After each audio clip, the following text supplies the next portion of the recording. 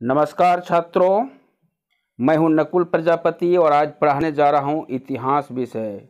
जी हां, इतिहास विषय कक्षा 10वीं का पार्ट 1 जो यूरोप में राष्ट्रवाद का उदय है, यह MCQ प्रश्न लेकर के हाजिर हुआ हूं आपके समक्ष। जी हां, ये MCQ क्वेश्चन अभी विभिन्न प्रकार के प्रतियोगिताओं में विशेष महत्व रखता है और साथ ही कक्षा 10वीं का जो CBSE बोर्ड हो चाहे NCERT बोर्ड हो, इसमें भी 100% नंबर आप उठा सकते हैं।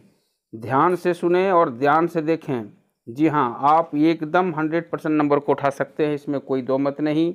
जी हाँ, ये आपके लिए महत्वपूर्ण प्रश्नोत्तर को लेकर के मैं उपस्थित हुआ हूँ। पूरा वीडियो को ध्यान से देखेंगे और आप सुनेंगे।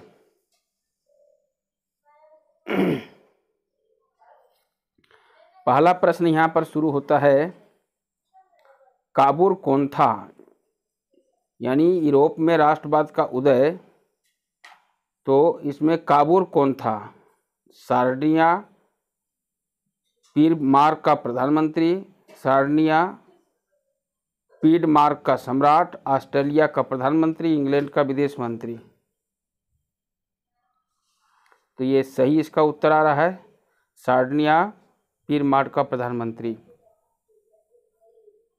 अगला दूसरा प्रश्न आपके समक्ष उपस्थित है, कार्बोनरी है। आप विशेष करके देखिए, कार्बोनरी है तो क्या है?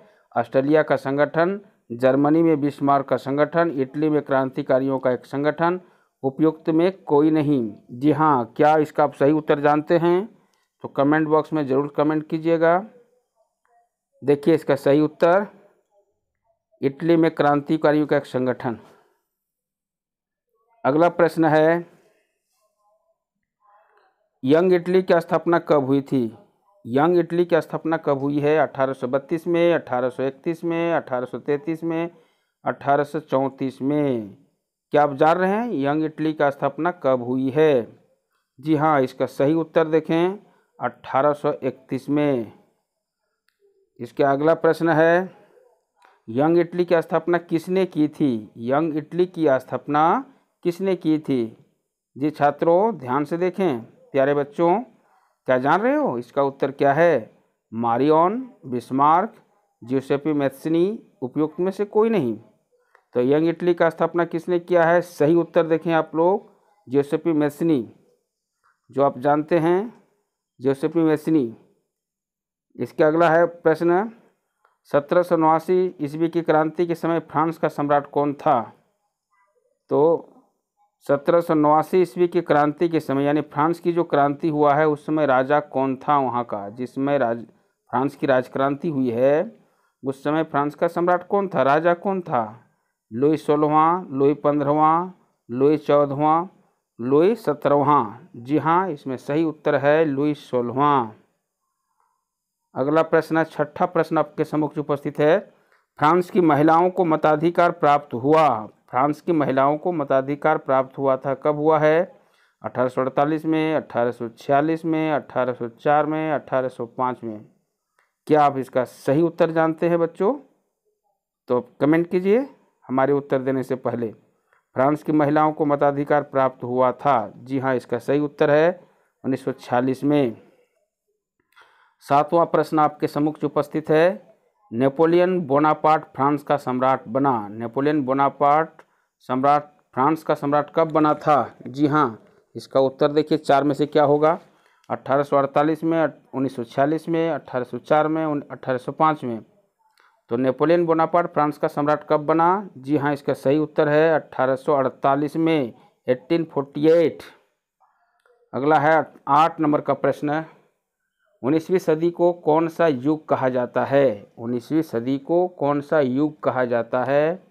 In 19th century are whose the ages are called. आप इसे कह सकते हो 19th सेंचुरी की कौन सा युग कहा जा सकता है? तो इसका सही उत्तर आप देखिए, चार में से क्या होगा? नौ उदारवाद का युग, पूंजीवाद का युग, समाजवाद का युग, उदारवाद का युग। तो चार में से क्या होगा? 19वीं सदी को कौन सा युग कहा जा सकता है? सही उत्तर देखिए आप लोग, उदारवाद का युग।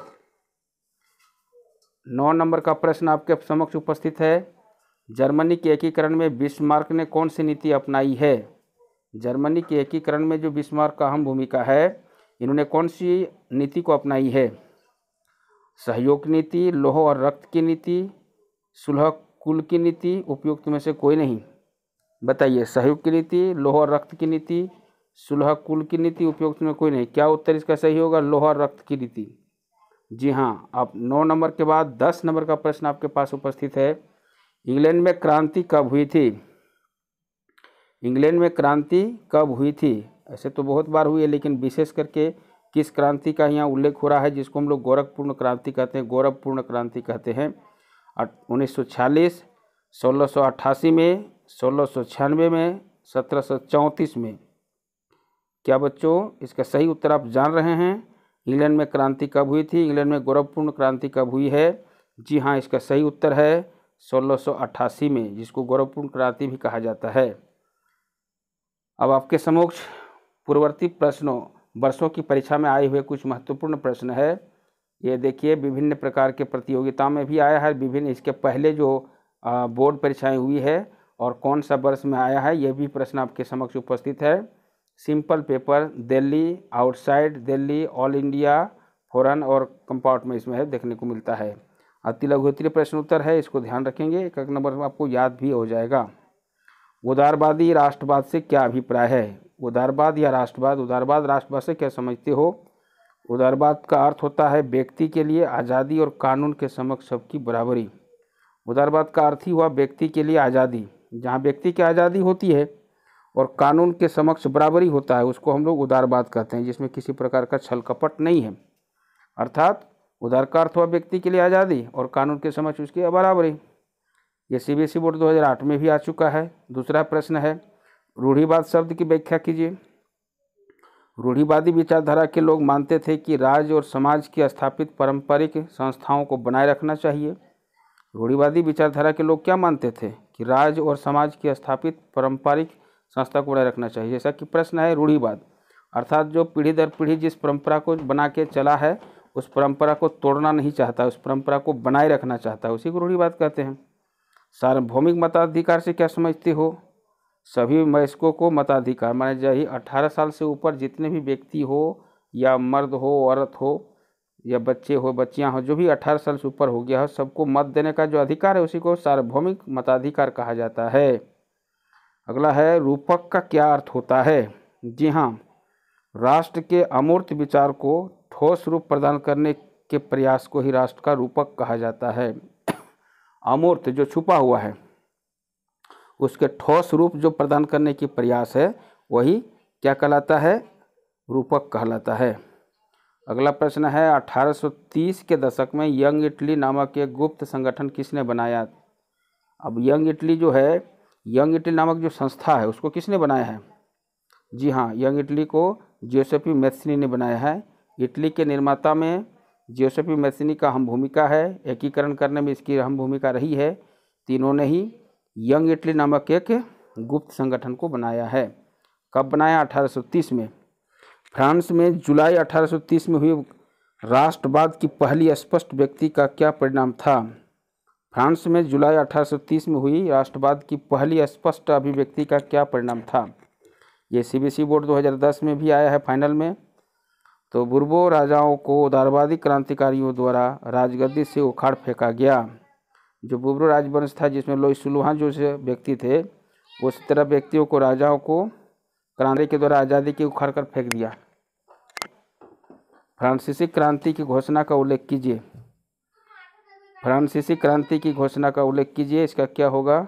फ्रांसीसी क्रांति से प्रभुसत्ता स्वतंत्रता से निकलकर फ्रांसीसी नागरिकों के समूह में हस्तांतरित हो गई। फ्रांसीसी क्रांति में प्रभुसत्ता राजतंत्र से निकलकर फ्रांसीसी नागरिकों के समूह में हस्तांतरित हो गया, ये घोषणा था। 1834 में प्रजा के सहयोग से जॉल वेराइन का गठन क्यों किया गया? 1834 में राजा के सहयोग से जॉल वेराइन का गठन क्यों किया गया था? जी हाँ, इसको देखिए, सीबीएसई बोर्ड 2011 में भी आया है। एकीकृत आर्थिक क्षेत्र के निर्माण के लिए वस्तुओं, लोगों और पूंजी का आवागमन निर्माण किया गया था, निर्वाध था। फ्रांस गणतंत्र को दर्शाने वाली नारी रूपक का उल्लेख कीजिए। तो फ्रांस गणतंत्र को दर्शाने वाले नारी रूपक में कौन है? तो नारी रूपक मारियान फ्रांसीसी गणराज्य का प्रतिनिधित्व करती है। मारियान फ्रांसीसी, जी हाँ, इसको याद रखिएगा बच्चों, मारियान फ्रांसीसी। अगला प्रश्न है, कौन सा एक राज्य इटावली राजघराने द्वारा शासित था? कौन सा ऐसा एक राज्य है जो इटावली राजघराने का द्वारा शासित है? सार्डिनिया, पीडमोड राज्य इटावली राजघराने द्वारा शासित था। 1789 की क्रांति से पूर्व फ्रांस में किस प्रकार की सरकार कार्य कर रही थी? 1789 जो क्रांति के पूर्व फ्रांस में किस प्रकार की सरकार कार्य कर रही थी? जी हाँ, 1789 से पहले फ्रांस में एक छत्र निरंकुश राज का अधिकार था, आधिपत्य था, वहाँ निरंकुश राज का ही आधिपत्य था। 1815 में वियना सम्मेलन की मेजबानी किसने की थी? ये भी प्रश्न आ सकता है कि वियना सम्मेलन किस वर्ष हुआ था? 1815 में। फिर 1815 में वियना सम्मेलन की मेजबानी किसने की थी? तो इसका मेजबानी करने का जो काम है उसका चांसलर ड्यूक मेटरिक ने की है। याद रखना बच्चों, ऑस्ट्रिया के जो चांसलर ड्यूक मेटरनिक ने की है। किस संधि से यूनान को एक स्वतंत्र राष्ट्र की मान्यता प्रदान की गई? किस संधि ने यूनान को एक स्वतंत्र राष्ट्र की मान्यता प्राप्त की गई है? 1832 की कुस्तुनतुनिया की संधि ने यूनान को एक स्वतंत्र राष्ट्र की मान्यता दे दी। यानी 1832 से पहले कुस्तुनतुनिया की संधि नहीं हुई है, तो कुस्तुनतुनिया की संधि 1832 में हुआ, तब यूनान को एक स्वतंत्र राष्ट्र की मान्यता दी गई। और आप सबों के बीच में नए नए वीडियो को लेकर के मैं उपस्थित होता रहूं, इसके लिए मैं आपका थोड़ा सा प्यार चाहता हूं। आप मेरे चैनल को ज़रूर सब्सक्राइब कीजिए।